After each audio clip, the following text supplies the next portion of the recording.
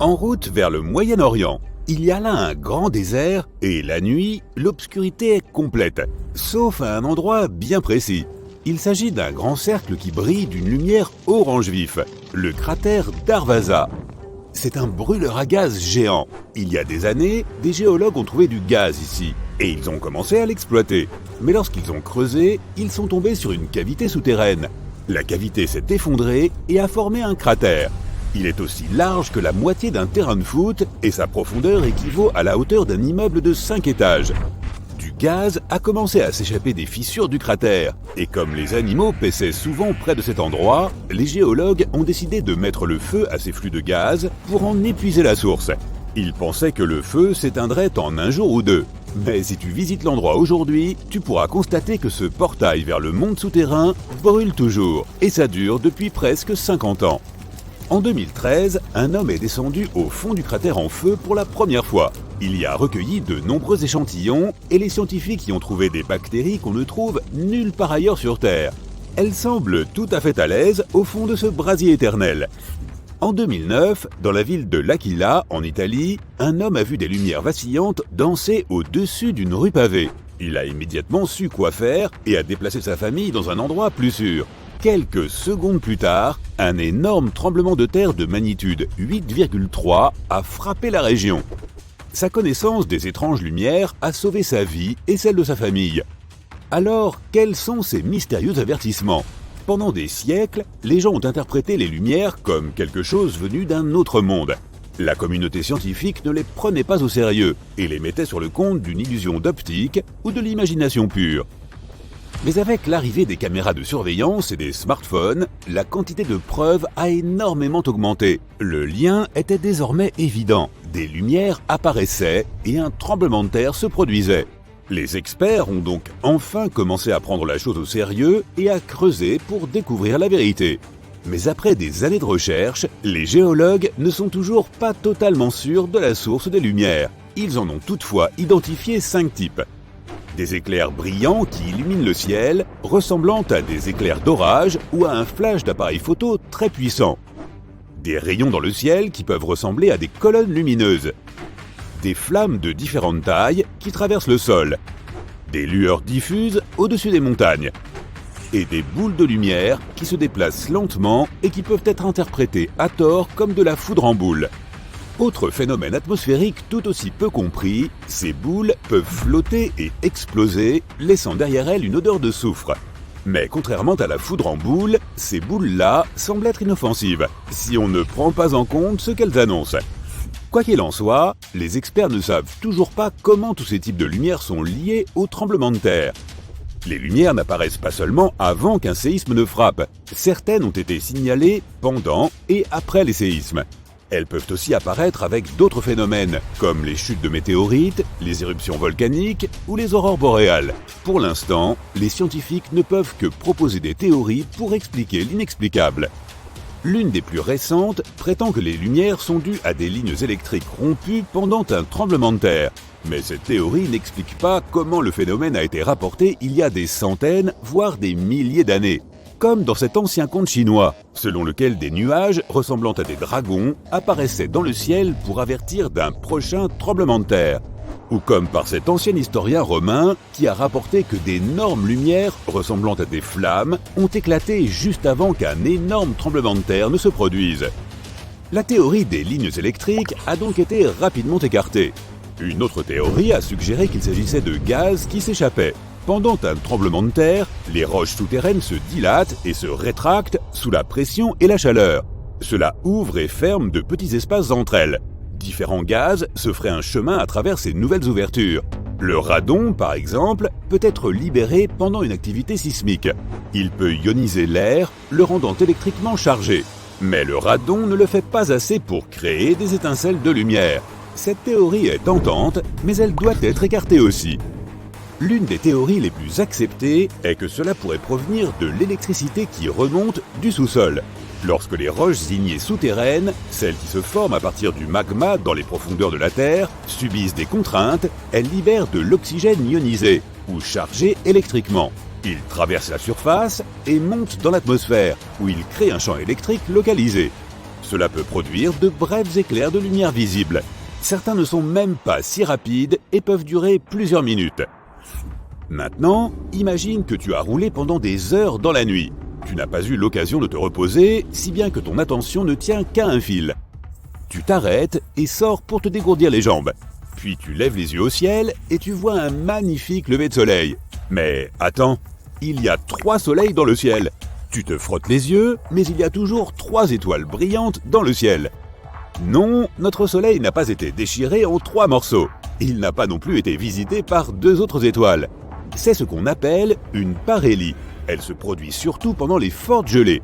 Les petits cristaux de glace dans le ciel déforment la lumière. Par conséquent, tu peux voir 3 points lumineux dans le ciel au lieu d'un seul. Ce phénomène est aussi appelé halo. Habituellement, il s'agit simplement d'un cercle autour du soleil. Il est même possible de voir un halo la nuit. Il suffit de regarder un lampadaire et tu verras un cercle lumineux autour de lui. Parfois, un halo peut prendre une forme plus fantaisiste. S'il y a beaucoup de glace dans l'air, la lumière est encore plus déformée, tout comme dans une pièce avec une douzaine de miroirs. Alors, le halo peut prendre la forme d'un œil humain. À cause de ce phénomène, une fausse aube peut aussi se produire. Alors que tu regardes l'horizon, l'aube pointe et le bord du soleil apparaît. Encore un peu et...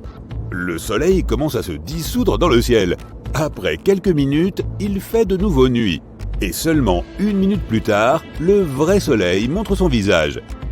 C'est le même effet de courbure de la lumière que tu as vu auparavant avec les 3 soleils.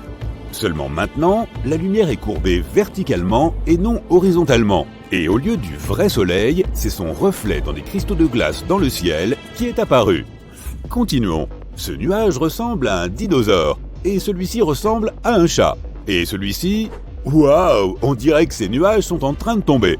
Ah non, c'est juste un nuage de type Mammatus. Leur forme leur donne vraiment l'air de morceaux de nuages sur le point de tomber au sol. Ça ne devrait pas arriver, mais tu ferais quand même bien de commencer à chercher un abri. De tels nuages sont le signe de l'arrivée d'un orage violent. Il faut beaucoup d'air humide avec des cristaux de glace en altitude et de l'air sec dans les basses couches pour créer de tels nuages. Ensuite, des courants d'air verticaux apparaissent entre ces couches. Et ces courants font que les nuages prennent la forme d'un cerveau humain. Ce nuage géant ressemble à un dôme qui va recouvrir une ville entière. Et c'est exactement ce qui se passe. Un énorme nuage recouvre une vaste zone et y déverse ensuite une pluie abondante. Parfois, l'avant d'un tel nuage prend une forme bizarre, comme sur ces photos. Il ressemble à des spaghettis ou à des vers géants. Ce phénomène s'observe surtout en Australie et il s'appelle Morning Glory.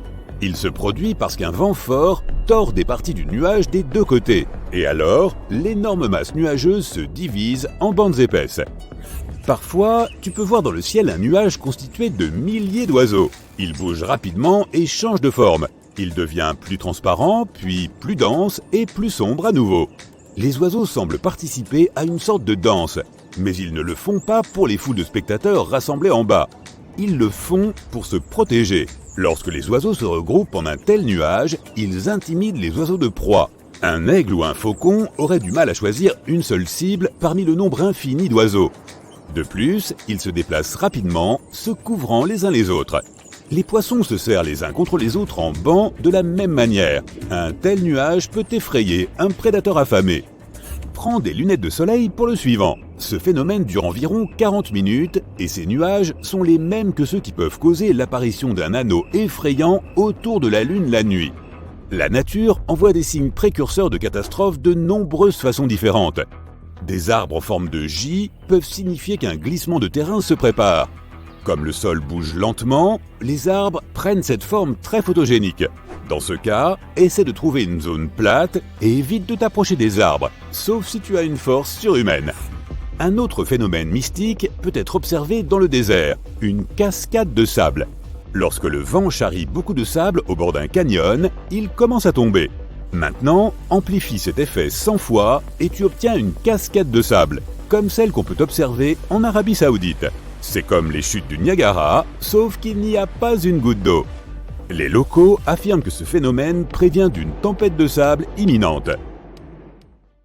Oh, tu te retrouves dans de l'eau froide jusqu'au cou. Tu es entouré de glace, tu dois te sortir de là. Lorsque tu nages dans de l'eau glacée, ton corps peut éprouver un certain choc. Tes réflexes risquent de te pousser à halter, mais ne le fais pas.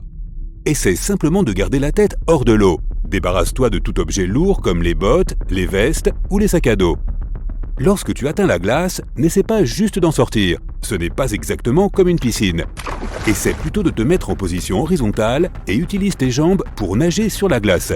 Serre-toi de tes mains pour te hisser hors de l'eau. Une fois à la surface, roule de côté en t'éloignant du bord, puis rampe, puis marche. Si tu t'aventures dans la nature, il est préférable de préparer quelques affaires à l'avance. Fabrique ton propre allume-feu à la maison. Fais chauffer de l'eau dans une casserole, mets-y un récipient en pyrex et fais-y fondre de la paraffine. Prends ensuite une boîte à œufs et mets des peluches de séchage dans chaque section. Remplis-les de paraffine, puis attends que tout soit solide et découpe chaque petite section. Il suffit d'un seul de ces petits morceaux pour démarrer un feu bien plus facilement. Le fil dentaire peut être très pratique pour survivre dans la jungle. Tu peux l'utiliser comme fil de pêche avec une languette de boîte de conserve comme hameçon. Il peut aussi être utilisé comme corde à linge si tu le tends entre deux arbres. Il a l'air un peu fragile, mais un seul morceau de fil peut supporter jusqu'à 2,2 kg. Il est aussi très inflammable, donc si tu as du mal à allumer un feu, tu peux utiliser quelques mètres de fil dentaire pour le démarrer. Tu peux fabriquer une corde très solide avec une simple bouteille en plastique, si tu as une bonne paire de ciseaux. Coupe le goulot de la bouteille pour qu'elle ressemble à une tasse haute et étroite. Puis, découpe-la comme certaines personnes épluchent une orange, en tournant en rond et en faisant une spirale. Tâche de garder la même largeur durant tout le processus. Le résultat sera beaucoup plus long et plus solide que ce à quoi tu t'attends. Tu peux l'utiliser pour attacher des bâtons ensemble pour faire une hutte, ou tu peux l'enrouler autour de ton sac à dos au cas où il se déchirerait ou autre. Le sucre peut être nocif pour les dents, mais il a un super pouvoir plutôt chouette. Il suffit d'en verser sur un morceau de tissu et de l'utiliser comme un pansement. Oh, c'est délicieux! Les moustiques peuvent être très pénibles et il y en a beaucoup partout. Tu peux fabriquer ton propre répulsif à insectes pour éloigner ces petites bêtes exaspérantes. Il suffit d'une orange, d'un citron ou de tout autre agrume. Ils sont pleins d'huiles essentielles que les moustiques ne peuvent pas supporter. Épluche une orange et frotte son écorce directement sur ta peau, en veillant à la presser légèrement au préalable pour faire ressortir les précieuses huiles essentielles. Une autre bonne façon de tenir les moustiques à distance est d'ajouter un peu de peau d'orange à ton feu de camp. Cela libère les huiles essentielles dans l'air. Tu commences à avoir faim, mais tu n'as rien pour allumer un feu. Vide tes poches, il y a peut-être quelque chose là-dedans que tu pourras utiliser comme allume-feu de fortune. Si tu disposes d'une pile et d'un emballage de chewing-gum métallique, tu as ce qu'il te faut. Coupe une fine bande de l'emballage, assez longue pour pouvoir joindre les deux côtés de la pile. Le milieu de la bande doit être plus fin que les extrémités. Prends de l'herbe sèche, des brindilles ou même du papier, tout ce que tu pourras utiliser pour allumer ton feu. La bande de papier d'aluminium devrait s'enflammer immédiatement, alors prépare-toi bien. Un humain peut survivre incroyablement longtemps sans nourriture, mais pas sans eau. Tout dépend de l'endroit où l'on se trouve, mais bien souvent, il n'est pas sécuritaire de boire. Tu peux fabriquer un filtre à eau par toi-même. Tout commence avec un feu. Il se peut que faire bouillir l'eau ne soit pas suffisant. Alors dès que les cendres de ton feu sont refroidies, tu dois les réduire en poudre. N'utilise pas n'importe quelle cendre trouvée au hasard dans la forêt. Il se peut qu'il y ait du plastique fondu dessus ou autre chose du genre. Il te faut ensuite une bouteille en plastique. Coupe le fond et perce un petit trou dans le bouchon. Retourne-la, mets-y environ 5 cm de charbon de bois et verse l'eau bouillie dans la bouteille, tout doucement. Les gouttes sont prêtes à être bues. Si tu trouves des morceaux de cendre dans l'eau, enroule un morceau de tissu propre autour du bouchon pour une filtration supplémentaire. Un chiffon carbonisé peut être utile si tu es perdu dans la jungle. Pour le fabriquer, tu auras besoin d'un récipient en métal avec un couvercle. Mets un morceau de tissu à l'intérieur et place le récipient dans le feu pendant quelques minutes. Le tissu devrait finir par devenir un peu noir sur les bords, mais rester intact. Un tissu carbonisé prend feu très vite, même avec un silex de la vieille école. Si jamais tu fais une randonnée dans le jardin d'un anaconda, écoute bien, reste loin des rivières peu profondes car ces serpents géants aiment y traîner. Si un anaconda décide de te serrer un peu, n'expire pas. À chaque fois que tu le fais, le serpent va te serrer un peu plus fort. Les anacondas ont toutefois un point faible. Ils n'aiment pas se faire mordre la queue. Ce n'est pas particulièrement délicieux, mais ça aidera à te sortir de là. Les avalanches sont assez puissantes, alors n'oublie pas ces conseils la prochaine fois que tu seras sur les pentes si les choses deviennent un peu dangereuses. Tout d'abord, couvre-toi la bouche, utilise un foulard ou un autre morceau de tissu et ne laisse pas entrer la neige. Garde le bras droit au-dessus de ta tête et n'oublie pas de dégager une petite fenêtre devant ton visage. Cela te permettra de respirer pendant environ une demi-heure.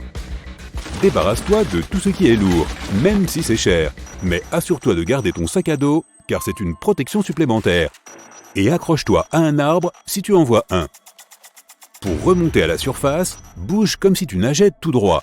La neige n'est rien d'autre que de l'eau. Si jamais tu te retrouves coincé dans une voiture qui coule, ne panique pas et n'essaie pas d'ouvrir la porte. La pression de l'eau de l'extérieur risque d'être trop forte, tu ne feras que gaspiller une énergie précieuse et cette porte ne s'ouvrira pas. Le meilleur moyen de s'échapper serait de passer par les fenêtres. Il suffit de les baisser et de s'enfuir à la nage. Si tu n'es pas un bon nageur, tu peux essayer de créer ton propre dispositif de flottaison de fortune, comme un sac en plastique avec de l'air emprisonné à l'intérieur. Fais un nœud dedans et assure-toi qu'il est bien serré. La bouteille en plastique serait une bonne option, mais une seule ne suffira probablement pas. Tu peux aussi utiliser un imperméable ou un de ces pantalons étanches ou même une poubelle à l'envers. Si tu as un problème de voiture la nuit, dans la forêt par exemple, tu as besoin de lumière pour voir ce que tu fais. Tout ce qu'il te faut, c'est une bouteille d'eau ou un pichet ou même un bocal à cornichons rempli d'eau. Il te suffit de l'attacher à un projecteur et voilà, l'eau va diffuser la lumière pour que tu puisses mieux voir. Parfait pour monter une tente de secours ou trouver du bois pour un feu. Les pots Mason, ces pots à cornichons, sont très pratiques pour conserver les allumettes. Si tu campes dans une forêt, il est vraiment important de cacher ces allumettes dans un endroit sec et bien sécurisé. Pour le rendre encore plus pratique, prévois un couvercle rabattable. Découpe les bandes sur le côté de tes boîtes d'allumettes et colle-les sur le couvercle de ton pot en verre. Avant ta prochaine grande aventure en plein air, assure-toi d'avoir fait le plein de chocolat noir.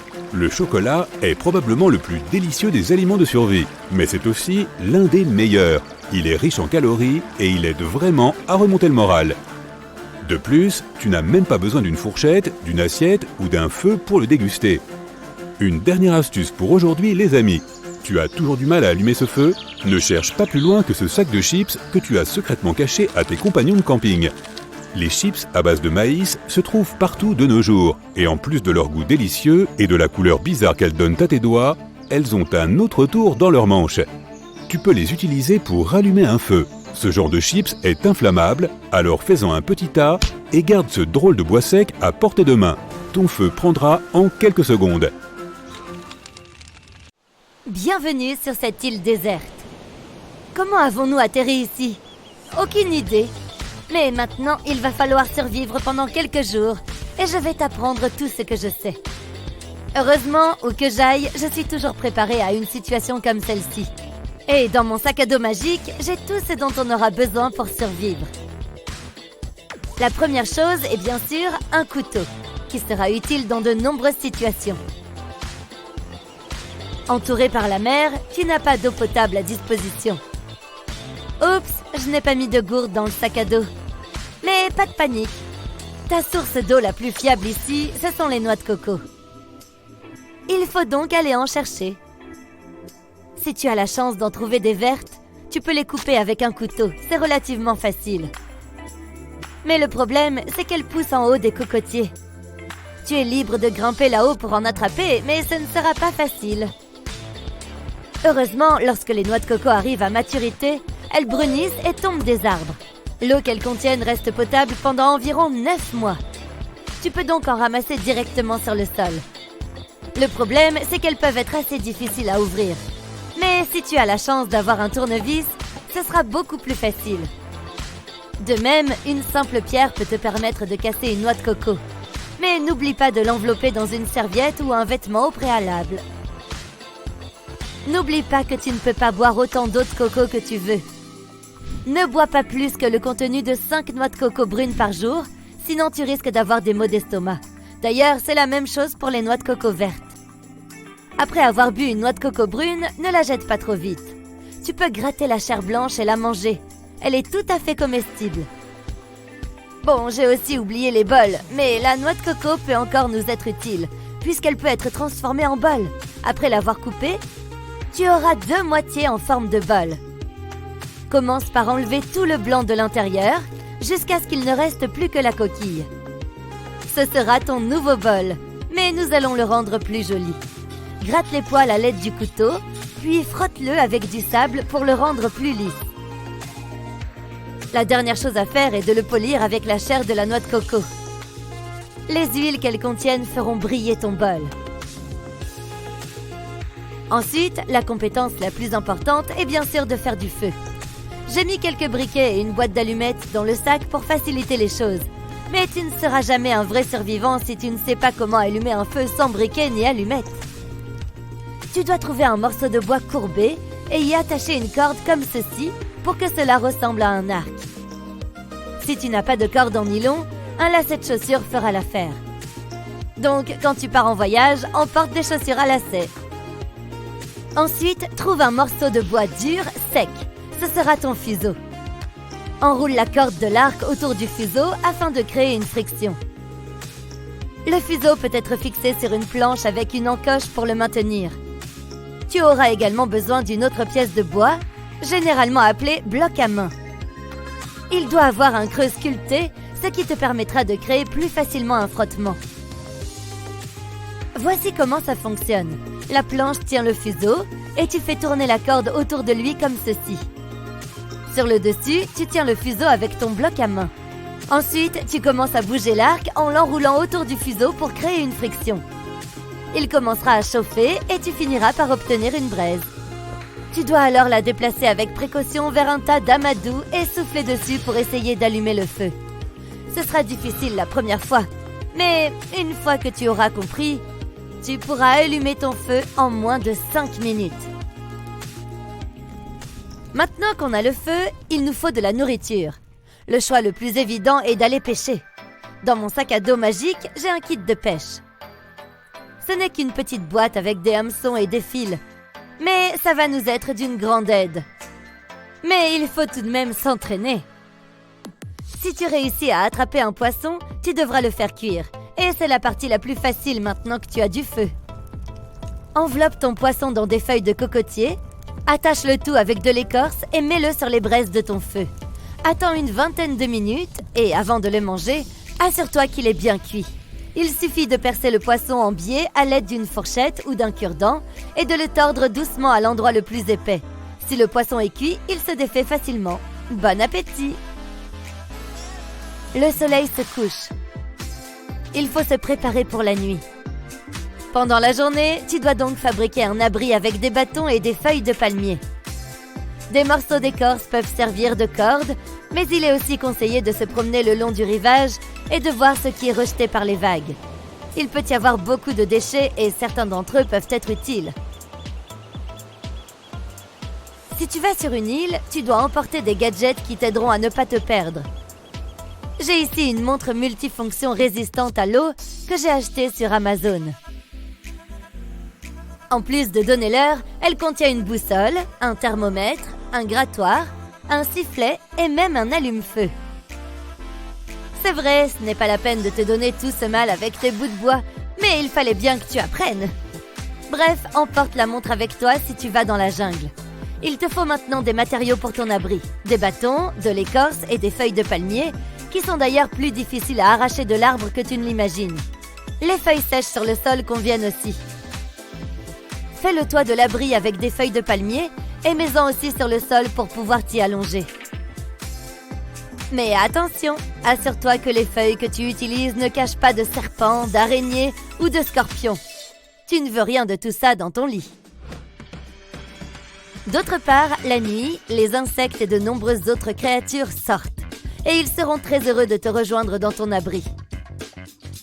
Le feu et les termitières autour de ton abri contribueront à en éloigner au moins une partie. Mais d'autres peuvent encore se faufiler et grimper sous tes vêtements, te grimper dessus et te piquer ou te mordre. Il est donc temps d'utiliser le sac à dos magique. J'ai ici un sac de couchage de survie. Comme il ne mesure que 10 cm de long lorsqu'il est plié, il ne prend pas beaucoup de place. Mais il est résistant aux déchirures, imperméable et garde la chaleur de ton corps à l'intérieur. De plus, ses coutures sont scellées, ce qui empêche l'eau, le vent et les insectes d'y pénétrer. Tu peux aussi le trouver sur Amazon. Ne fais pas ton feu juste devant l'entrée de ton abri, car tu risquerais de respirer de la fumée toute la nuit. Voilà, tu es prêt. Mais voici quelques conseils supplémentaires pour survivre. Ton téléphone, qui est probablement la seule chose que tu auras avec toi, est plutôt inutile ici. Mais pas totalement. L'écran peut être utilisé pour refléter la lumière du soleil ou de la lune afin d'envoyer des signaux SOS. Deuxièmement, si tu n'as pas beaucoup d'eau en réserve, essaye de garder ton corps au frais. Va dans l'eau de temps en temps pour éviter la surchauffe et la déshydratation. Et bien sûr, garde toujours une trousse de premier secours avec toi. C'est le dernier accessoire de survie que j'ai dans mon sac à dos, également trouvé sur Amazon. Il s'agit d'une trousse résistante à l'eau contenant une paire de ciseaux, des pansements, une pince à épiler, des bandages et d'autres choses utiles. Sur ce, bonne survie, en espérant que tu es maintenant mieux armé en cas de besoin.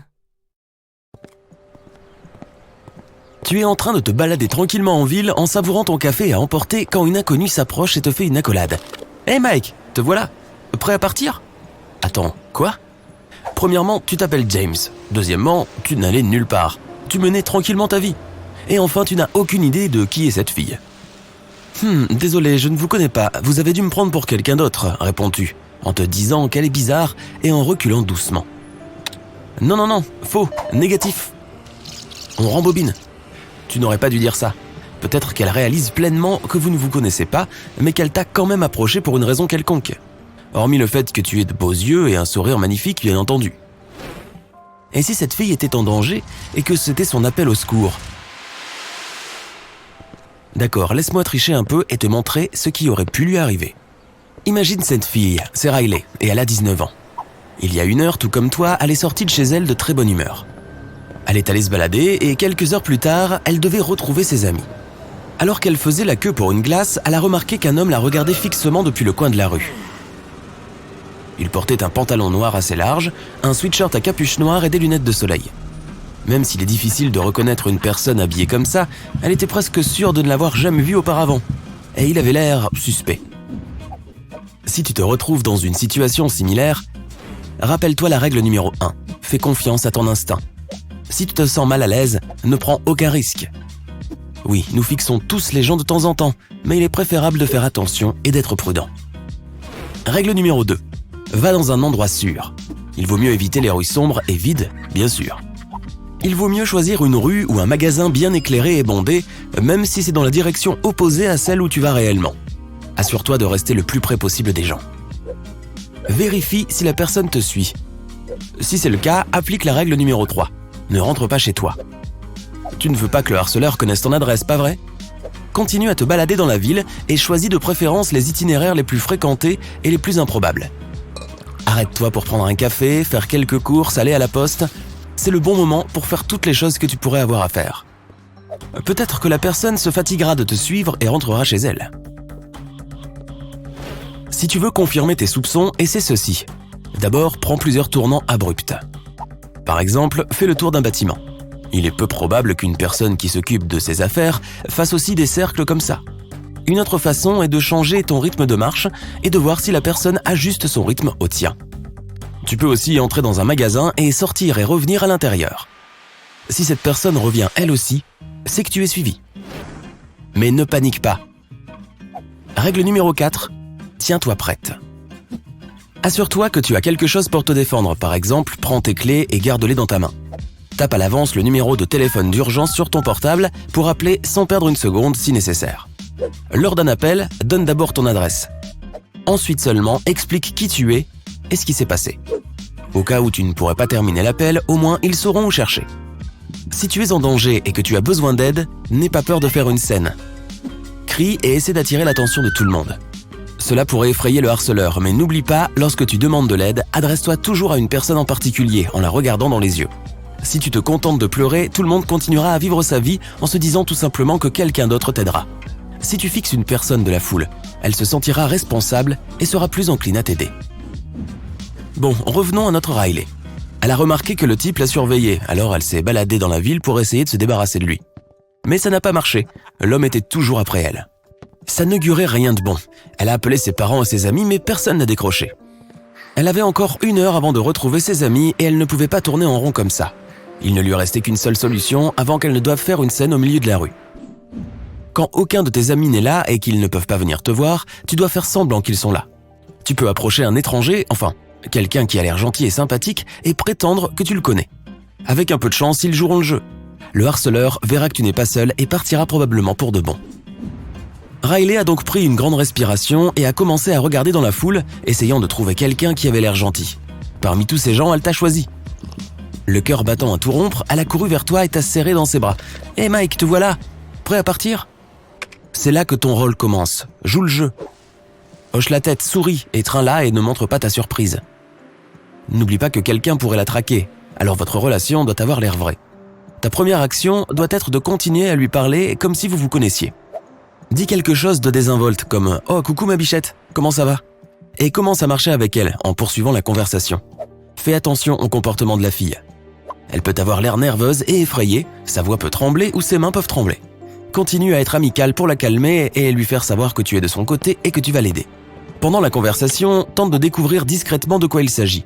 Mais sois prudent et ne regarde pas autour de toi comme ça, en essayant de repérer les types suspects. Si quelqu'un suit toujours la fille, il pourra comprendre que tu es au courant. Dis à la fille que tu voulais lui montrer de nouvelles photos de ton chat. Sors ton téléphone portable. Tape « Es-tu en danger ?» et montre-lui l'écran. Si la fille fait un signe de tête, passe à l'étape suivante. Ne la laisse pas seule. Continue à marcher, à lui parler et essaie de jeter un coup d'œil discret pour repérer les choses ou les personnes qui te semblent étranges.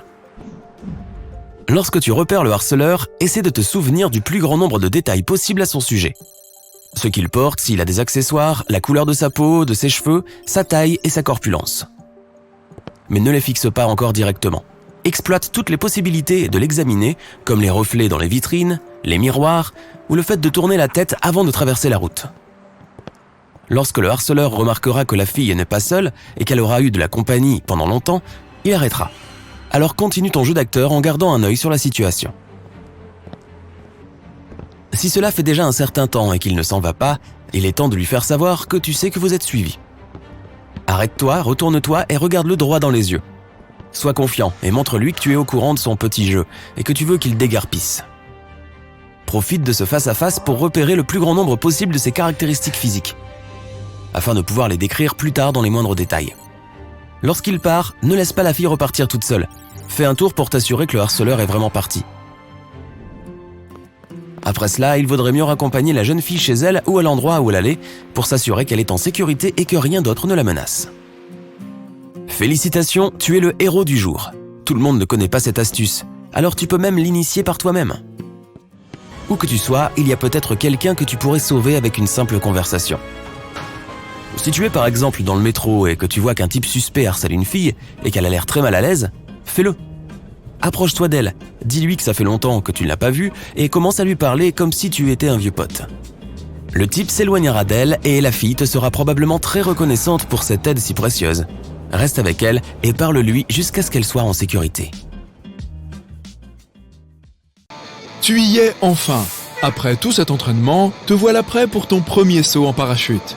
Plein de confiance, tu te diriges vers la porte de l'avion alors qu'il atteint l'altitude de 3700 mètres. Tu t'élances dans les airs, mais à la dernière seconde, tu entends l'instructeur te crier quelque chose. « Je n'ai pas vérifié ton parachute !» Tu ne l'entends pas alors que tu t'éloignes déjà de l'avion. Tu ne vois que son expression inquiète. On dirait que quelque chose ne se déroule pas comme prévu. Tu tires sur la poignée pour libérer le parachute. Mais il ne se déploie pas correctement et s'ouvre en une espèce de grosse bourre. Tu commences à tournoyer de plus en plus vite. Tu as le tournis, mais tu dois te ressaisir. Chaque seconde est cruciale. Et depuis cette altitude, tu as moins d'1 minute pour agir. Tu adoptes la formation Bowman, en étalant ton corps avec tes bras et tes jambes pour former un X. Cela crée un peu plus de traînée, ce qui te permet de te stabiliser un peu. Maintenant, tu as plus de temps pour déployer ton parachute de secours. Encore étourdi par le tournoiement, tu essayes de te rappeler où il se trouve. Tu attrapes ce que tu penses être la bonne sangle et tu tires fort. Oh non, c'est une sangle de jambe. Tu as desserré l'attirail sur ton dos et maintenant tu commences à glisser hors des sangles. C'est pas ton jour de chance. Tu t'accroches et tu resserres la sangle de jambe. Ah oui, la procédure de sécurité te revient maintenant. Étape 1, débarrasse-toi du parachute principal au moyen de la poignée rouge. C'est fait. Maintenant, tu es de nouveau en chute libre. Étape 2, à présent, trouve la poignée argentée du câble de déclenchement pour éjecter le parachute de secours. Tu dois te dépêcher. Le sol se rapproche à vitesse grand V. Où est cette poignée? Oups, elle est là, située à gauche de ta poitrine. Tu tires dessus avec force. Flop!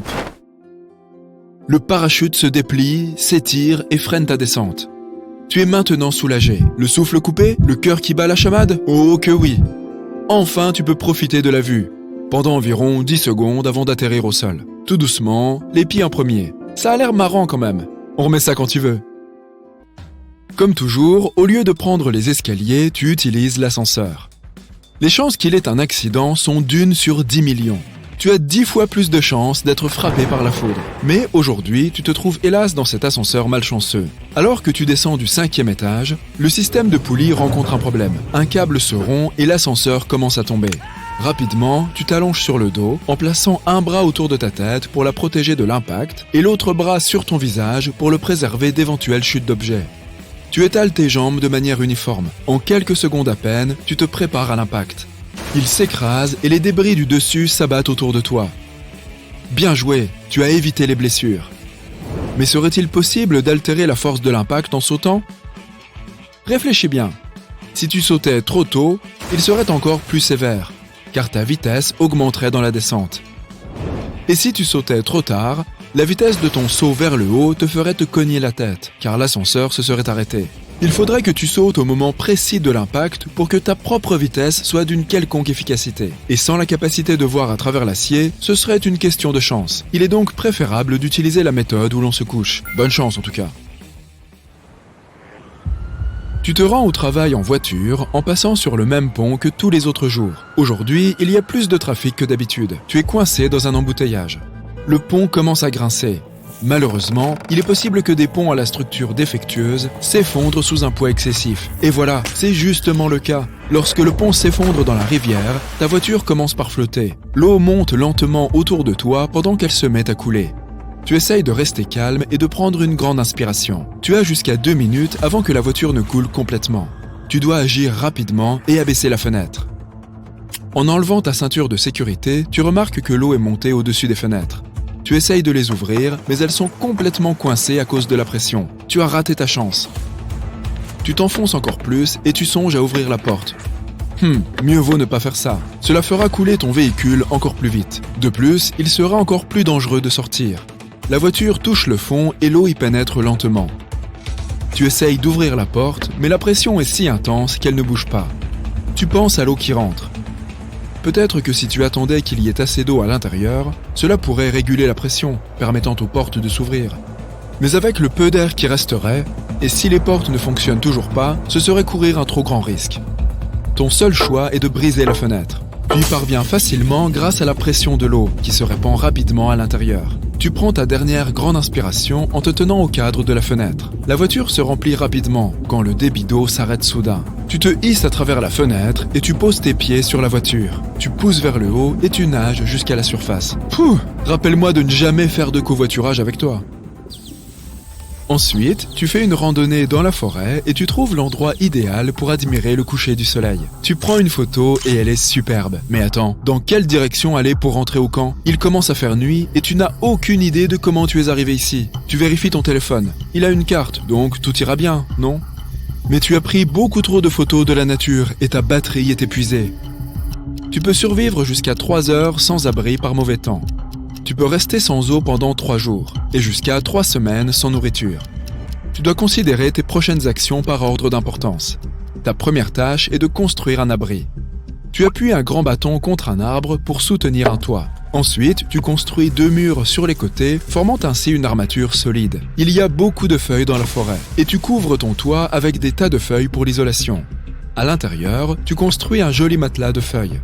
Tu entres et attends le matin en espérant avoir un sommeil réparateur. Tu as terriblement mal dormi, mais tu n'as pas vraiment le temps de leur laisser une revue pourrie sur ton site de booking favori. Ta tâche suivante consiste à trouver de l'eau. Tu suis un dénivelé du terrain pour finalement aboutir à un ruisseau. De l'eau propre, check.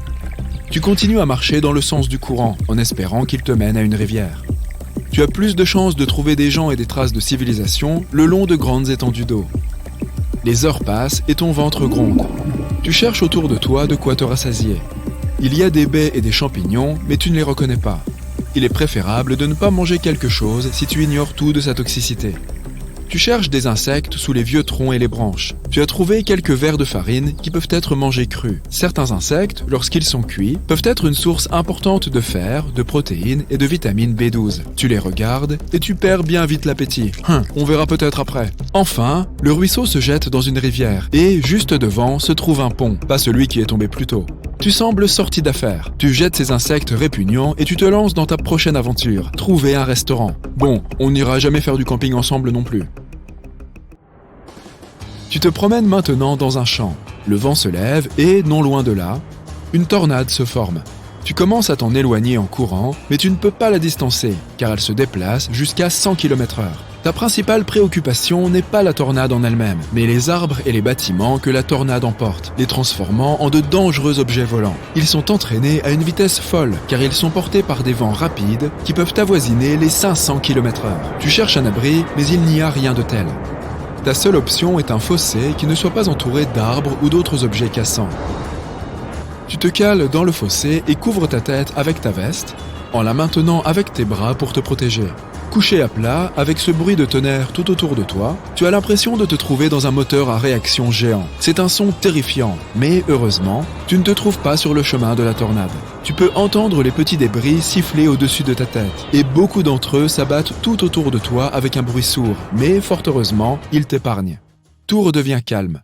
Tu restes allongé en contrôlant ta respiration et en essayant de te détendre. Tu ne te lèves pas encore, car le pire est peut-être encore à venir. Les tornades peuvent durer de quelques secondes à plus d'1 heure. Tu ne prends pas de risques et tu restes dans ton fossé pendant toute l'heure. Puis finalement, quand il est clair qu'elle est partie, tu époussettes ta veste et tu rentres chez toi. En attendant, tu portes vraiment la poisse. Je te supprime donc de mes contacts et je te vire de ma liste d'amis sur les réseaux. Enfin, je ferai tout ça dès que je serai sorti de l'hôpital. Bon, alors voici le scénario. Tu rentres chez toi après une soirée entre copines. C'est alors que tu entends des bruits de pas derrière toi. Tu te retournes et tu vois quelqu'un marcher dans ta direction. Tu te dis « Est-ce qu'il est en train de me suivre ?» Si ce scénario se présente à toi un jour, voici ce que tu dois faire. Commence à marcher un peu plus vite. Si tu entends les pas de la personne qui te rattrape, alors tes soupçons sont fondés. Essaye de tourner. 4 virages à droite suffisent pour te ramener à ta position de départ.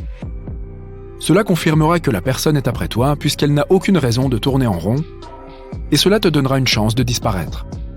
Dès que tu tournes, commence à courir jusqu'à semer ton poursuivant. Si des gens passent par là, tu peux dire à voix haute « Salut !» et prétendre que ce sont tes amis. Dis-leur que quelqu'un te suit et demande-leur s'ils peuvent t'accompagner dans un endroit plus public, jusqu'à ce que tu trouves un autre moyen de rentrer chez toi. Ne va surtout pas chez toi lorsque tu es suivi, même si tes nouveaux bienfaiteurs proposent de t'aider à t'y rendre. Ton poursuivant saura alors où tu habites et pourrait revenir plus tard, ou attendre que tu sortes de chez toi. Mais supposons qu'il n'y ait personne dans la rue et que cette silhouette soit toujours derrière toi. Si tu portes un sweat à capuche, rentre la capuche à l'intérieur pour la cacher. Si tes cheveux sont relevés en queue de cheval ou en chignon, laisse-les retomber pendant que tu marches. Il sera plus difficile pour ton poursuivant d'attraper toute ta chevelure ou de tirer tes vêtements s'il n'a rien à quoi s'accrocher. Maintenant, tu dois le semer. Si tu viens de t'éloigner d'une route très fréquentée, tu peux faire semblant d'avoir oublié quelque chose en tapotant tes poches. Dis à haute voix « Arf, où est mon portefeuille ?» Pendant que tu fais ça, commence à marcher encore plus vite dans la direction opposée. Cette personne sera moins susceptible de poursuivre quelqu'un qui court vers une rue bondée. Et elle ne courra probablement pas après quelqu'un qui n'a pas son portefeuille. Ne dis jamais que tu as perdu tes clés, elles te seront utiles plus tard. Ne sors pas ton téléphone pour envoyer des messages. La lumière de l'écran rendra l'adaptation de tes yeux à l'obscurité plus difficile. En plus, le fait de regarder ton téléphone te fera ralentir. Regarde bien autour de toi et apprends à connaître ton emplacement exact. En marchant, identifie le nom de la rue, regarde les numéros des maisons et quel magasin ou bâtiment se trouve dans les environs. Tu auras besoin de ces détails plus tard. Si tu n'arrives pas à t'échapper et que la rue ou la ruelle dans laquelle tu te trouves semble interminable, tourne-toi et regarde ton poursuivant. Regarde ses vêtements, ses yeux, sa taille et son âge. Sweat à capuche noire, pantalon mauve, casquette de baseball verte, ok. Cela te permettra de donner une description précise aux autorités. En faisant cela, tu enverras aussi un message clair à cette personne. Et oui, je te vois. Les personnes mal intentionnées comptent sur l'élément de surprise. Avec un contact visuel prolongé et intense, tu leur retires cet élément. Ils seront pris au dépourvu et ne te verront plus comme une cible. Sois sûr de toi, les épaules rejetées en arrière, le menton relevé. N'aie pas l'air perdue ou nerveuse. Tu donneras une impression de « je sais ce que je fais ». Et ils n'aiment vraiment pas ça. Mettons que le mec à la casquette verte soit déterminé et décide de t'aborder pour te demander quelque chose. Garde un contact visuel constant. S'il te demande son chemin, ne baisse pas les yeux et ne détourne pas le regard pour prendre ton téléphone. Tu dois éviter toute distraction. Dis-lui simplement que tu ne connais pas le chemin. Sa demande est déjà assez suspecte. Qui n'a pas de téléphone avec GPS de nos jours? Si tu portes des livres ou des courses, sois prête à les lâcher dès que tu sens que quelque chose ne va pas. S'accrocher à des objets lourds te ralentira. Maintenant, tu vas avoir besoin de tes clés. Place-les dans ta paume, les dents des clés dépassant de ton poing. Si les choses dégénèrent, tu auras quelque chose de pointu pour te défendre et tu pourras t'enfuir. Ne reste pas silencieuse. Fais du bruit en essayant de partir. Et crie au feu plutôt qu'à l'aide. Les gens réagissent plus souvent à cela qu'à un simple appel à l'aide. Personne ne veut poursuivre quelqu'un qui crie à tue-tête et attire l'attention sur lui. Si la personne te suit de plus loin, sors ton téléphone et appelle la police. C'est à ce moment-là que tu dois connaître tous les détails concernant la rue dans laquelle tu te trouves, ton emplacement et les bâtiments qui t'entourent. Reste au téléphone avec le répartiteur et suis ses instructions. Un autre scénario possible est que quelqu'un te suive en public. Si cela se produit, essaye de te rendre dans un supermarché ou n'importe quel endroit où tu peux te faufiler dans la foule. Si ta veste est d'une couleur différente de ta chemise, retire-la. Il sera plus difficile pour cette personne de t'identifier. Si tu entres dans un restaurant ou un café et que ton poursuivant est déterminé, il entrera et t'attendra. Une possibilité est d'aller directement aux toilettes et d'y rester pendant 5 à 10 minutes. Il se peut qu'il perde patience et qu'il parte. Si tu sors et qu'il est toujours là, fais la queue, commande quelque chose et fais savoir à l'un des membres du personnel que tu es suivi. Ils feront probablement quelque chose et garderont un œil sur toi. Prends ta commande et assieds-toi. Utilise ton téléphone pour faire savoir à ta famille ou à tes amis où tu es, afin qu'ils puissent venir te chercher ou te tenir compagnie. Pendant que tu attends, essaye ces astuces. Bâille. Si la personne bâille aussi, cela signifie qu'elle t'observe. Le bâillement est visuellement contagieux. Fais semblant de regarder ta montre. S'il vérifie la sienne aussi, il a les yeux rivés sur toi. Nous imitons instinctivement la personne sur laquelle nous reportons notre attention. Pour le piéger, quitte le café et marche un peu dans la rue jusqu'à ce qu'il te perde de vue. Puis, dès qu'il en sort, retourne dans le café. Il n'a aucune raison de rentrer de nouveau, sauf s'il te suivait avec une idée fixe. Lorsque quelqu'un vient te chercher, demande aux employés de t'indiquer la porte arrière par sécurité. Évite de marcher seul. Si tu le fais, reste dans les rues fréquentées et fais toujours attention à ton entourage. Tu sais, tout ce qui se trouve au-delà de l'écran de ton téléphone. Ha, détends-toi, je plaisante. La conclusion ? J'espère que rien de tel ne t'arrivera, mais le fait d'y être préparé te donnera confiance en toi au cas où. Recouverte de poils bruns hérissés et dotée de 9 paires de pattes frisées, la pyrale de la sorcière, ou Phobetron pitecium, n'est pas comme les autres chenilles. Son aspect velu lui a valu le surnom de limace singe. On trouve cet étrange insecte en Amérique du Nord où il se cache dans les arbres et arbustes d'ornement. Cette petite créature poilue n'est pas aussi innocente qu'elle en a l'air. Les poils de son dos sont reliés à des glandes toxiques situées sous la peau de la chenille. Si tu es assez curieux pour tendre la main et toucher ses poils, ta main deviendra instantanément rouge vif et tu ressentiras une sensation de brûlure et de démangeaison. Un peu comme une piqûre d'abeille.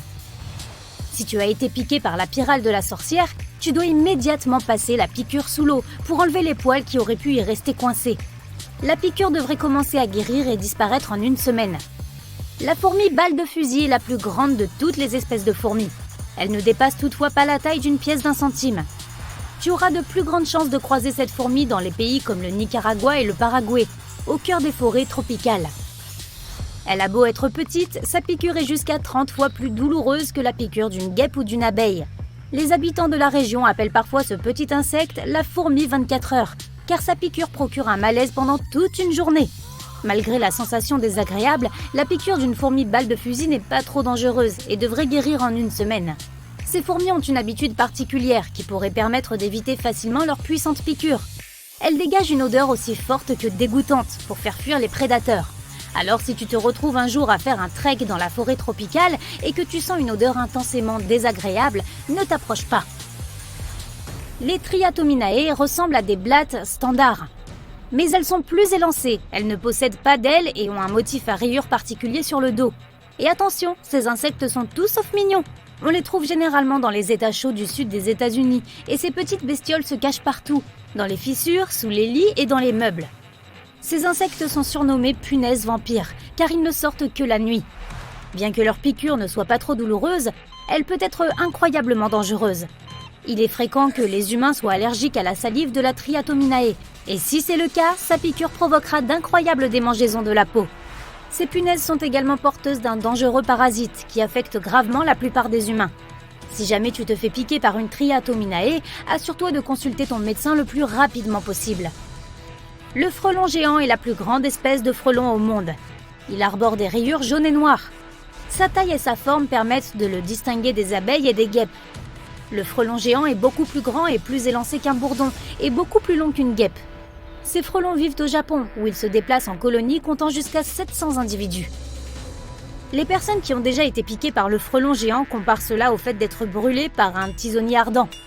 Si tu as la malchance d'être piqué par l'un de ces insectes, appelle immédiatement une ambulance et, en attendant son arrivée, lave la piqûre à l'eau froide.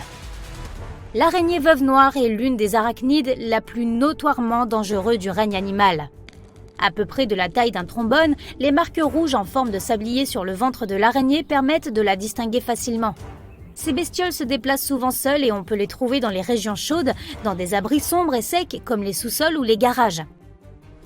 Les veuves noires sont considérées comme les araignées les plus venimeuses de France, autant que d'Amérique du Nord. Leur venin est 15 fois plus puissant que celui d'un serpent à sonnette. Étrangement, la piqûre d'une veuve noire n'est pas particulièrement douloureuse. Elle ressemble plus à une piqûre d'épingle, mais elle peut te rendre incroyablement malade. Si tu croises une veuve noire dans ta cave, ne l'énerve pas car elle ne pique que si elle est agacée. Si tu te fais piquer, va immédiatement aux urgences. Les médecins pourront te proposer un antivenin à la veuve noire qui réduit les symptômes de la piqûre. La guêpe commune est une espèce dangereuse de guêpe que l'on trouve dans le monde entier. Elle arbore des motifs jaunes et noirs bien visibles. Le jaune est bien plus vif que celui de la plupart des autres guêpes.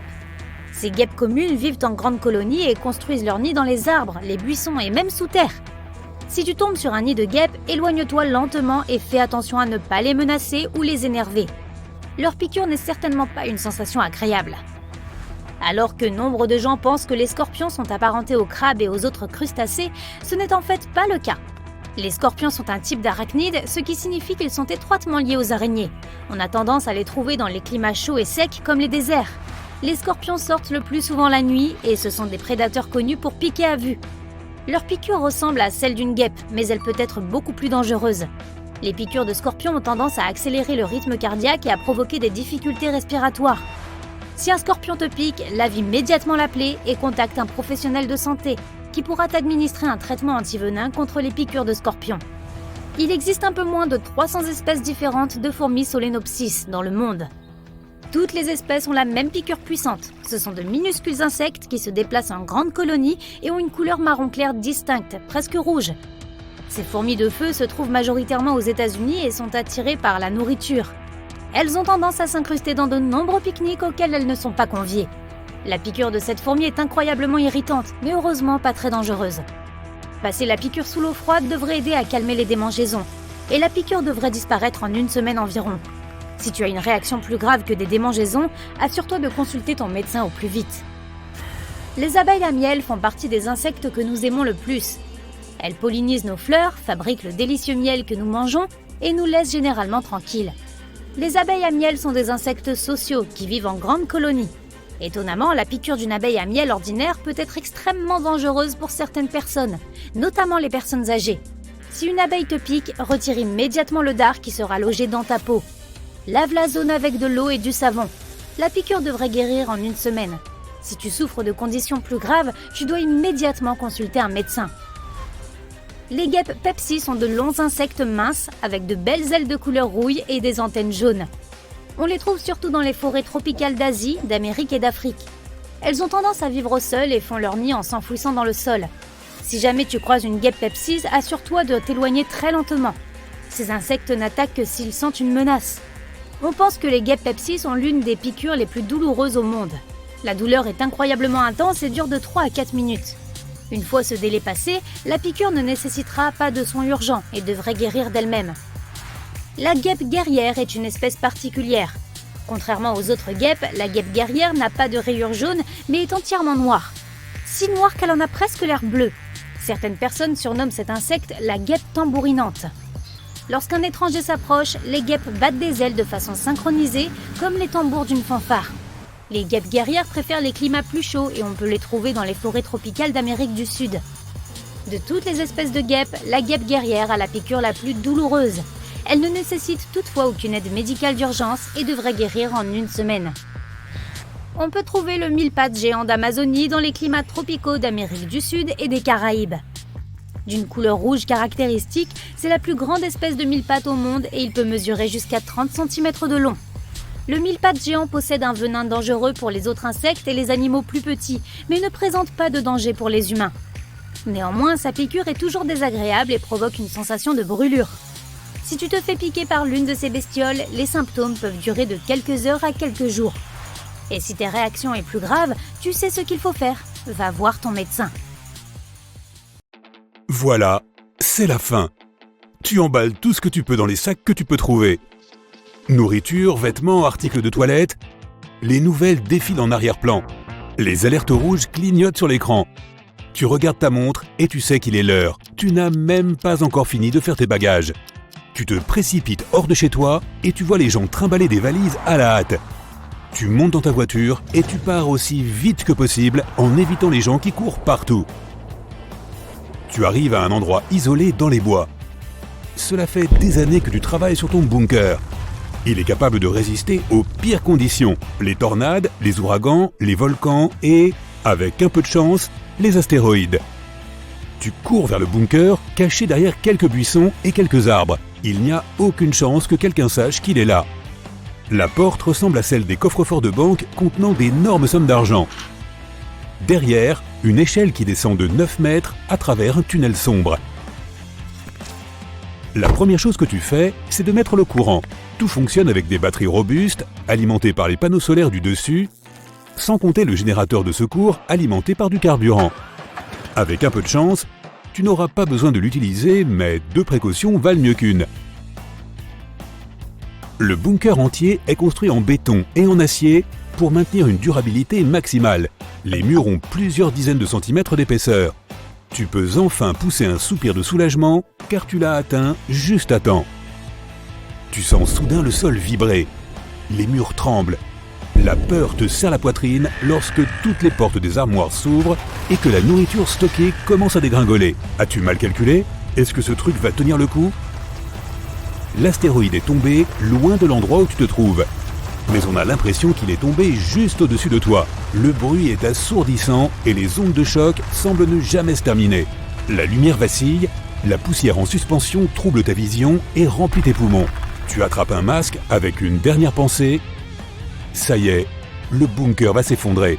Au moins, j'aurais essayé. 1 mois plus tard, tu prépares le petit déjeuner après une autre nuit blanche. Heureusement, tu as stocké plus qu'assez de nourriture. Et quelle variété! Du thon en boîte, du bœuf séché, des haricots, des sardines. Et puis il y a les produits secs. Du riz, du lait en poudre, des pâtes, des nouilles et même des sucreries, du miel et du chocolat. Tu t'es aussi permis des sodas et des jus de fruits, mais l'eau constitue la majeure partie des liquides que tu as stockés. Cet endroit est et sera ta maison pendant, qui sait, des semaines, des mois, des années. Cette pensée te fait froid dans le dos. Au moins, tu te trouves dans un endroit idéal, loin dans les terres et de toutes côtes, de sorte qu'un éventuel raz-de-marée ne devrait pas pouvoir inonder ta région. Tu ne peux pas imaginer à quoi ça ressemble là-haut. Tu as besoin d'une distraction pour te distraire du pire des scénarios. Tu te promènes dans ta maison comme un agent immobilier qui la ferait visiter à des acheteurs potentiels. À l'entrée se trouve le salon. Un canapé et une table basse avec quelques vieux magazines et des jeux de société. Devant toi, une petite télévision à écran plat et un lecteur DVD. Malheureusement, pas d'internet, mais tous ces films devraient te tenir compagnie pendant un moment. Sur une table à proximité, il y a un système de radio et de télécommunication qui constitue tes oreilles et ta voix vers l'extérieur. Il y a aussi une bibliothèque avec toutes sortes de livres. Des classiques, des contemporains, de tous les genres, tant que cela t'occupe l'esprit. Et si rien de tout cela ne t'aide à passer le temps, il y a toujours les consoles de jeux vidéo reliées à la télé. Ah oui, et la salle de gym. Plutôt rudimentaire, juste un tapis de course et des haltères. Tu essaies de faire beaucoup de cardio et d'haltérophilie pour te maintenir en forme et en bonne santé. En tout cas pour quelqu'un qui vit sous terre comme une taupe. Bien sûr, il y a la cuisine. Il y a un mini-frigo de bonne taille et un évier en acier inoxydable, avec un tas de placards pour ranger toutes tes provisions. Tu as relié cet endroit avec des tuyaux qui amènent l'eau potable. Au cas où ceci cesserait de fonctionner, tu as aussi stocké de l'eau. La salle de bain a des toilettes fonctionnelles, un lavabo et une douche reliés à la pompe d'eau chaude. Il y a même un lave-linge et un sèche-linge à proximité. Il y a aussi un petit atelier. Si quelque chose se casse, tu peux le réparer ici.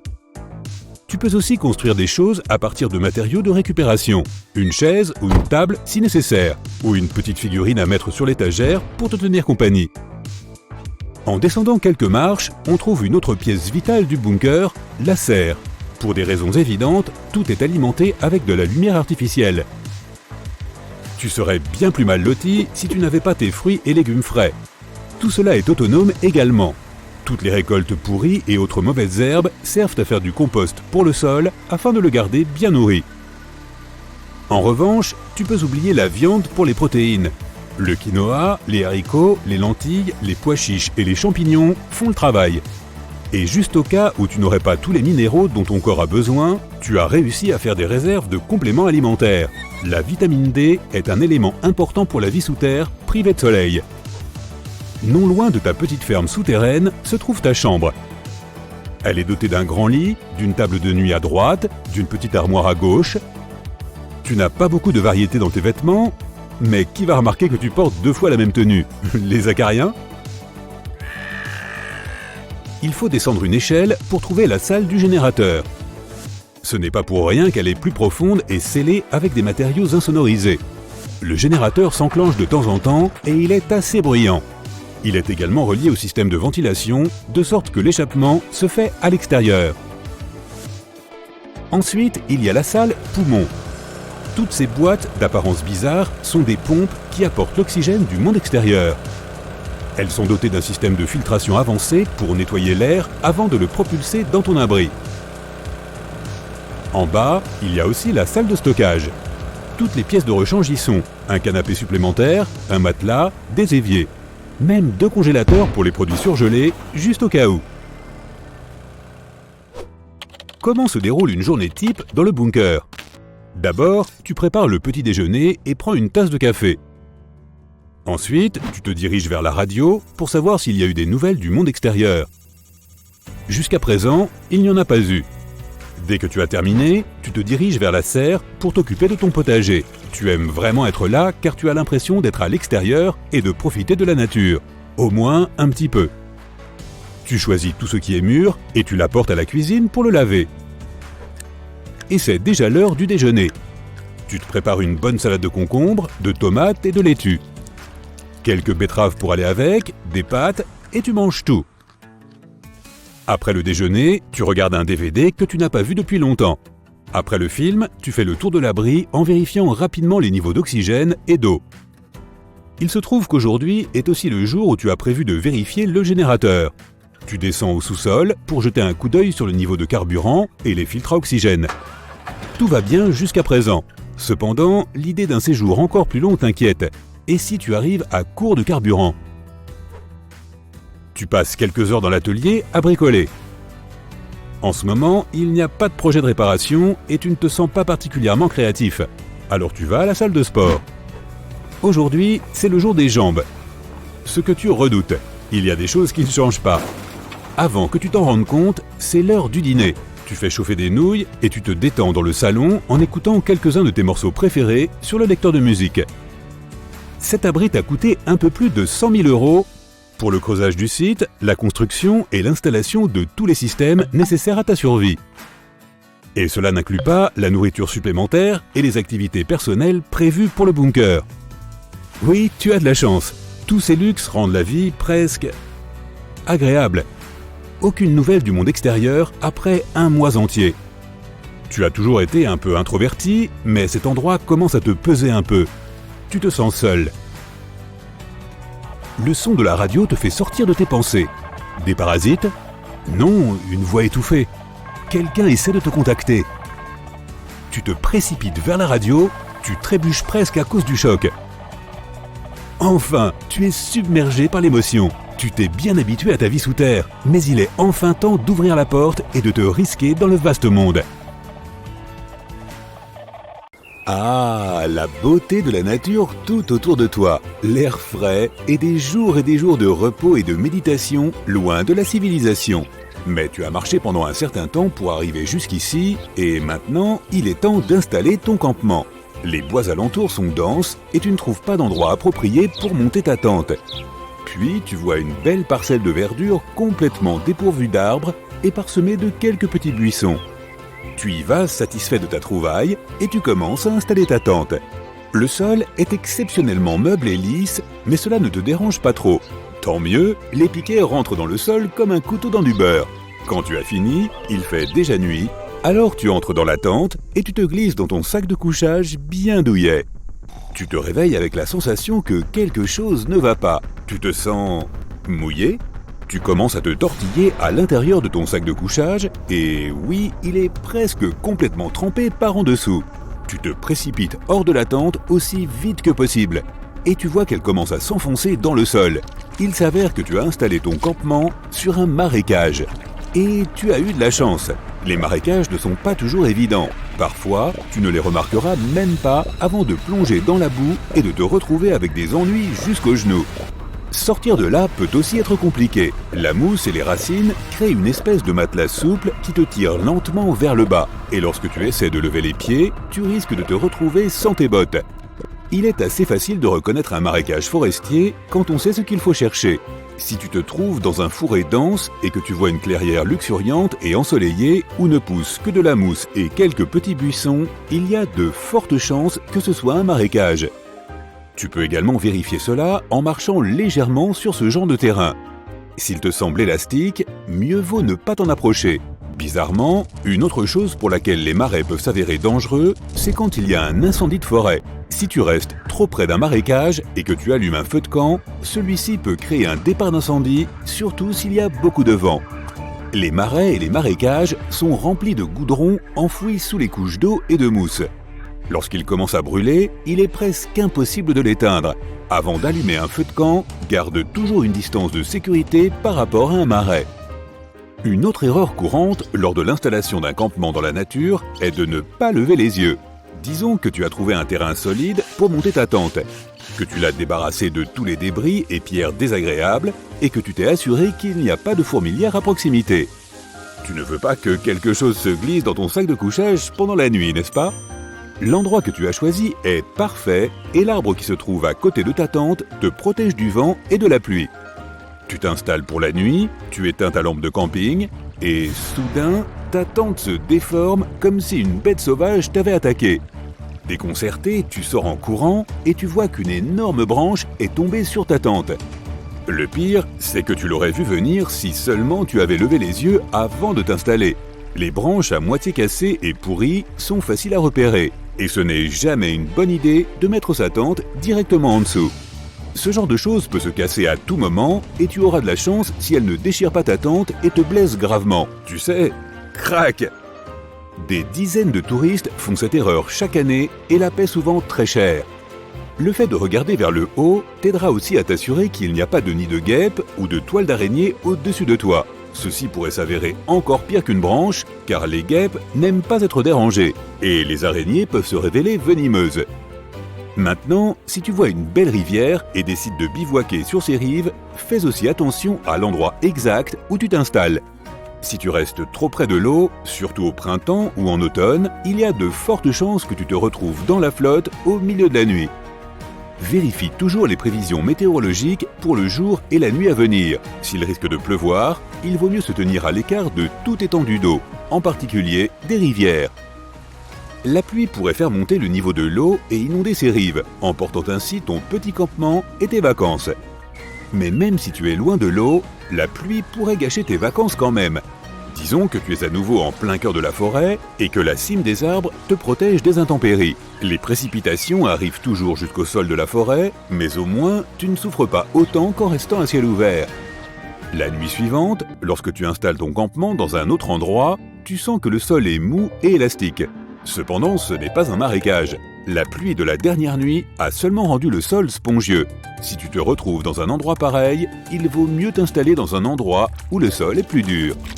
Le problème, c'est que les terrains lisses et meubles peuvent commencer à se désagréger sous tes pieds à n'importe quel moment. Ce mouvement n'est pas aussi dangereux que lorsque tu es dans un marécage, mais les piquets de ta tente peuvent se détacher et tu finiras par être enfoui sous tous les tissus de ta tente. Et si tu décides d'installer ton campement dans une belle vallée et que la pluie commence à tomber alors que tu es ici, eh bien, prépare-toi à faire un agréable voyage flottant. Toute l'eau va naturellement descendre et arriver dans ton abri, pour finalement se retrouver sous ta tente. Pas étonnant si tu te retrouves les pieds dans l'eau à ton réveil. Oh, quel magnifique endroit pour se reposer après une longue balade! Il est situé au sommet d'une colline, donc il n'y a pas d'eau à proximité, le soleil brille et il n'y a pas un seul arbre pour le bloquer. Prendre un bain de soleil ici va être fabuleux. C'est ce que tu peux penser pendant les premières heures. Mais quand tu resteras ici assez longtemps, tu comprendras l'erreur de ta décision. La lumière directe du soleil sur ta tente peut la chauffer en quelques heures en raison des matériaux dont elle est faite. Tu le sentiras sur ta peau dès que tu te glisseras dedans. Et disons que tu ne voudras pas t'attarder ici trop longtemps et qu'il vaudra mieux attendre la nuit pour que la tente ait refroidi. Même chose avec le vent. Dans un endroit ouvert, les rafales peuvent atteindre des vitesses incroyables. Et si tu n'as pas fait attention en enfonçant tes piquets, tu pourrais dire au revoir à ta tente plutôt que prévu. Il est préférable de trouver un endroit près d'un arbre qui te protégera à la fois du soleil et du vent. Cependant, ne t'avise pas de camper près d'un arbre isolé lorsque les prévisions météorologiques ne sont pas en ta faveur. Le beau temps ou la pluie sont acceptables, mais si un orage important se prépare, un arbre complètement isolé fera office de paratonnerre. Il n'est pas difficile d'imaginer ce qui pourrait arriver si la foudre frappait un arbre sous lequel tu campes. Tu pourrais bien recevoir une décharge. Si tu campes en hiver, le temps peut être encore plus traître. Tu te souviens de ce que j'ai dit à propos de la lumière directe du soleil? Oublie cela. En hiver, il est préférable que le soleil brille sur ta tente. Le froid peut te porter préjudice, même si ta tente est super cool et coûte très cher. Et les vents sont généralement beaucoup plus violents pendant la saison froide. La lumière directe du soleil t'aidera à supporter une grande partie du froid. L'une des erreurs les plus courantes que font les randonneurs est d'allumer un feu de camp trop près de la tente.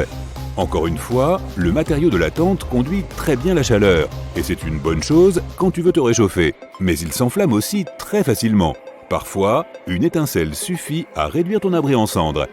Assure-toi qu'il y ait suffisamment de place entre ta tente et le feu de camp, et ne laisse jamais ton feu sans surveillance. Lorsque tu t'endors, la règle veut que tu éteignes le feu pour ne pas te réveiller avec un brasier ardent autour de toi. Les insectes peuvent gâcher n'importe quelle balade, même si elle est géniale. Les moustiques, les fourmis, les tiques et autres insectes nuisibles peuvent se frayer un chemin jusqu'à ta tente, où que tu sois. Alors assure-toi d'être protégé. Utilise des répulsifs pour la peau lorsque tu sors et place une spirale anti-moustique à côté de l'entrée de ta tente. Cependant, ne la place pas à l'intérieur ou trop près de celle-ci. L'odeur est irritante et elle peut aussi provoquer un incendie. Pour éviter la plus grande partie des moustiques et surtout des tiques, essaie de te tenir à l'écart des lacs, des étangs et des forêts denses où peuvent se trouver des marécages. Les moustiques se reproduisent dans des eaux calmes, de sorte que les zones autour de ces bassins sont remplies de parasites ailés. Mais ils ont du mal à voler quand il y a du vent. Choisir un endroit ouvert est donc ta meilleure chance de t'en débarrasser. Ne les laisse pas t'embêter. Bienvenue chers invités et bienvenue au Simp Aquarium.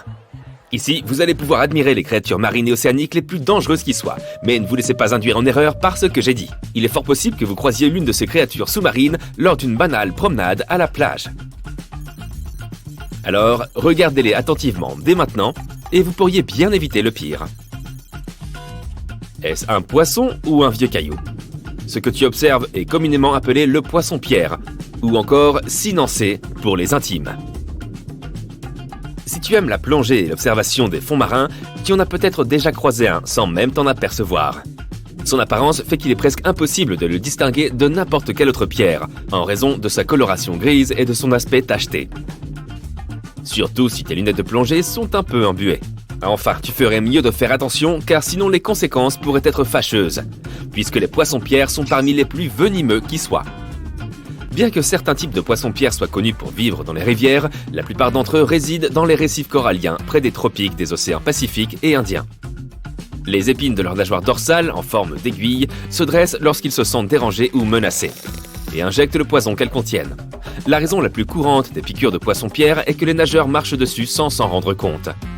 Cependant, il n'est pas nécessaire de se trouver dans l'eau pour se faire piquer. Comme ils peuvent survivre hors de l'eau jusqu'à 24 heures, tu devrais aussi faire attention où tu marches quand tu vas à la plage. Les personnes qui se sont faites piquer par des poissons-pierres décrivent cela comme une expérience extrêmement pénible. Ce venin peut entraîner des infections, et dans certains cas, il est connu pour avoir résulté en un état de choc, voire une paralysie. Cela peut sembler surprenant, mais en dépit de sa mauvaise réputation, le poisson-pierre est tout à fait comestible, s'il est préparé correctement. Lorsque le poisson est cuit, son venin se décompose. Et si ses nageoires dorsales, qui sont la principale source de son venin, sont retirées, le poisson-pierre cru peut aussi être servi en sashimi. Cette créature peut sembler sortie d'un film de science-fiction, mais elle est bien réelle. Dis bonjour à la pieuvre à anneaux bleus. Ne te laisse pas abuser par sa petite taille, qui peut aller de 12 à 20 cm en comptant les tentacules, car ces petites bêtes sont bourrées de venin, capables d'affecter jusqu'à 26 personnes en quelques minutes. Tout comme les poissons-pierres, les pieuvres à anneaux bleus se trouvent dans les océans Pacifique et Indien, du Japon à l'Australie. Elles vivent généralement dans les récifs coralliens et les zones rocheuses du fond des mers. On peut aussi en trouver dans les mares résiduelles, les herbiers marins et les lits d'algues. Les pieuvres à anneaux bleus ne sont pas agressives par nature. Lorsqu'elles ne sont pas en quête de nourriture, comme des crabes et des crevettes, ou à la recherche d'un partenaire, elles se cachent souvent dans les récifs marins, les coquillages ou les crevasses. Ce n'est que si elles sont provoquées, acculées ou saisies à pleine main qu'elles deviennent dangereuses pour l'homme. Lorsqu'elles sont menacées, elles prennent une couleur jaune vif et des anneaux bleus iridescents apparaissent sur tout leur corps, en guise d'avertissement à leurs prédateurs potentiels. Leurs piqûres passent généralement inaperçues. Tu ne pourrais donc pas te rendre compte que tu as été piqué avant qu'il ne soit trop tard. Le venin d'une pieuvre à anneaux bleus peut provoquer des vertiges, ainsi qu'une perte d'essence et des capacités motrices. Et finalement, la paralysie. Alors, vaut mieux garder tes mains pour toi et reculer en vitesse si tu en vois une. Non, ce n'est pas un bouquet de fleurs, alors n'essaie pas de cueillir et de sentir une de ces choses rosâtres en forme de cube. Ce qui se trouve devant tes yeux est un animal marin appelé l'oursin fleur. Il a peut-être l'air magnifique, mais ne te laisse pas tromper par son apparence. Il a été nommé l'oursin le plus dangereux dans le Guinness Book des records en 2014. Les oursins fleurs habitent les zones tropicales du bassin Indo-Pacifique et vivent généralement dans les récifs coralliens, les rochers, le sable et les herbiers marins à des profondeurs de 0 à 90 mètres.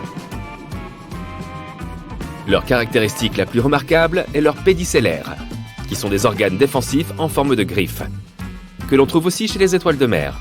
Ce qui les différencie de tous les autres oursins est le fait que leurs pédicellaires sont, comme leur nom l'indique, en forme de fleurs, et généralement de couleur blanc-rosé à blanc jaunâtre avec un point central violet. Cachés sous ces fleurs, ils disposent également d'épines courtes et émoussées.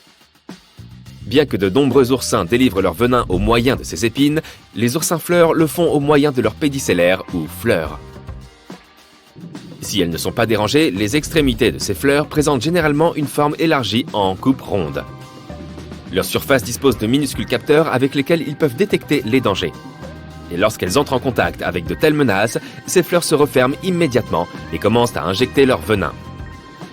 Ce qui est curieux, c'est que les petites griffes de ces fleurs peuvent parfois se détacher de leurs tiges, s'accrocher au point de contact et continuer à injecter du venin pendant des heures à quiconque les a touchées. On dirait une flaque géante de glace à la framboise fondue, non? Tu aimerais bien, sauf que c'est une méduse à crinière de lion, aussi appelée cyanée capillaire. Elles sont connues pour préférer les eaux froides. C'est pourquoi on les trouve principalement dans les océans Arctique, Atlantique Nord et Pacifique Nord. Mais il est également possible de les apercevoir autour des îles britanniques et dans les eaux scandinaves. La méduse à crinière de lion est l'une des plus grandes espèces connues de méduses. Elles doivent leur nom à leurs longs tentacules, semblables à des cheveux, qui peuvent atteindre une longueur de 3 mètres. Et bien que le diamètre moyen de la cloche d'une méduse à crinière de lion soit d'environ 50 cm, elle peut parfois atteindre un diamètre de plus de 2 mètres. La plus grande méduse à crinière de lion jamais observée a été vue en 1865 au large des côtes du Massachusetts. On a mesuré qu'elle avait des tentacules d'environ 36 mètres de long pour un diamètre de plus de 2 mètres. Pour te donner un ordre de grandeur, elle était plus longue qu'une baleine bleue. Les méduses à crinière de lion chassent en étendant leurs tentacules tout autour, créant ainsi un piège pour attraper leur nourriture. Comme elles disposent d'environ 1200 tentacules urticants, il faudrait un poisson extrêmement chanceux pour espérer leur échapper. La piqûre d'une méduse à crinière de lion ne présente généralement pas un danger mortel, mais il faut tout de même éviter de nager à travers ses tentacules, car cela peut s'avérer très douloureux pour les humains. Et si tu en vois une échouer sur la plage, mieux vaut ne pas la toucher, car elle peut te piquer encore longtemps après avoir été rejetée sur le rivage. Fait amusant, la méduse à crinière de lion apparaît dans l'histoire de Sherlock Holmes, la crinière du lion, en tant que suspecte. Mais ne t'inquiète pas, nous ne donnerons aucun spoiler. Le dernier animal marin que tu observes à présent est un serpent de mer. Et oui, ils sont différents des anguilles. Il existe 69 espèces identifiées de serpents de mer. La plupart d'entre eux se trouvent dans les eaux tropicales et subtropicales des océans Indien et Pacifique. Et ils existent depuis des millions d'années. Pour faciliter les choses, les scientifiques ont séparé toutes les différentes espèces de serpents de mer en 2 catégories. Les vrais serpents de mer et les tricots rayés. Alors que les vrais serpents de mer passent presque tout leur temps en mer, les tricots rayés peuvent aussi ramper sur la terre ferme. Si tu vois un serpent sur la plage, tu peux déterminer s'il s'agit d'un serpent de terre ou de mer en regardant sa queue. S'il ressemble à une pagaie, alors c'est un serpent de mer que tu as là. Mais assure-toi de garder tes distances dans les 2 cas. Tous les serpents de mer doivent faire surface régulièrement pour respirer, car ils n'ont pas de branchies. C'est pourquoi tu pourrais en croiser un pendant que tu nages. Si cela arrive, tu ferais mieux de t'éloigner le plus vite possible, car la plupart des serpents de mer ont davantage de venin que le cobra ou le crotale moyen. Cependant, comme ils n'attaquent que s'ils sont provoqués, les morsures sont assez rares. Un autre fait anodin sur les serpents de mer, ce sont les seuls reptiles à donner naissance dans les océans. La majorité des serpents de mer gardent les œufs en eux et donnent naissance à des petits serpents presque déjà formés tout en nageant. Mais ce n'est pas le cas du tricot rayé à lèvres jaunes. Ils se rendent sur la terre ferme pour pondre leurs œufs. Tu te souviens du poisson-pierre au début de notre visite? Ils sont chassés par les serpents de mer. Et oui, c'est ça la chaîne alimentaire.